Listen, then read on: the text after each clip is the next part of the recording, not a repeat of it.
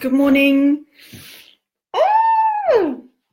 Back at home after the roadshow, and it's really nice to be here, especially because the oil and the gas has been delivered, so the house is much warmer than it was when I left it. It was lovely to see the children again last night and my doggy. Anyway, I was thinking about what to share about this morning, and something that keeps popping into my head from Lucy Johnston's talk in Glasgow on Wednesday night was this. She ended her speech on the sort of I think it was 5 points, that 5 life kind of lessons that she'd learned so far. Now, Lucy Johnston's talk was really fascinating. She was one of the early people at Google in Ireland. I think she probably started there about 15 years ago. So it was when Google was just getting going in the UK, well, in the world for that matter. So Lucy was one of the really early members of the team. And she worked closely with Sheryl Sandberg, who obviously we all know as I think, is she the COO of Facebook now? But she was talking a lot about different workplace energies and the way some people manage versus others, and the way Sheryl managed versus the way other people managed. And she had nothing but positive things to say about Sheryl. And I'm really excited to be reading Cheryl's books over my holiday next week. But one of the things that Lucy said was that she has this chap in her past called Clemant.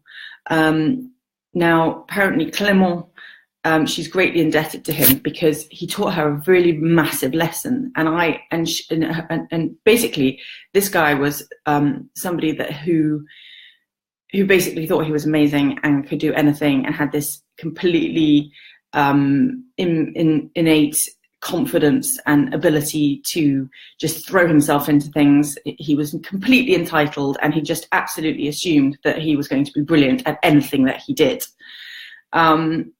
And of course, Lucy, much like myself, was filled with a lot more kind of self-doubt, and yet she worked closely with this chap Clemant, and soon came to realise that his self-confidence and attitude was completely unfounded. And what she realised, that the lesson that she was taught by that over the years was, look, if Clement can do it and thinks he can do it, and he can get away with doing it when he really doesn't know what he's doing, then I can do it. And I've had lessons like this in life, and I think it's really interesting. And one of Lucy's point was, find your Clement, find someone who reminds you that they think that they're amazing, they will always throw themselves in, they will always jump, they will never doubt themselves. And remember that you can do it better than they can. And if you find that person that you can kind of benchmark in your head and remind yourself every time, you'll be cooking with gas. I hope that makes sense. I feel like I've sabotaged Lucy's amazing point, which is find the person who thinks that they can do everything really well. And when you know that their unfounded self-belief is slightly ridiculous, recognize that you can do it. Anyway, that's my thought for the day. I'm going to look at the timetable for next week because it's half term and I need a bit of a rest. I'm absolutely shattered. And I want to come back cooking with gas after half term. So I'm a bit reticent to get up at 6:30 every morning on my holiday. But I'm going to talk to the girls about it and see what we can come up with.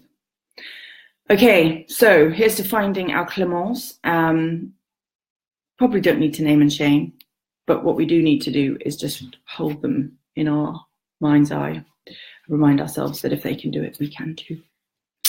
Great. Have a super day, everybody, and and a great weekend. Ciao.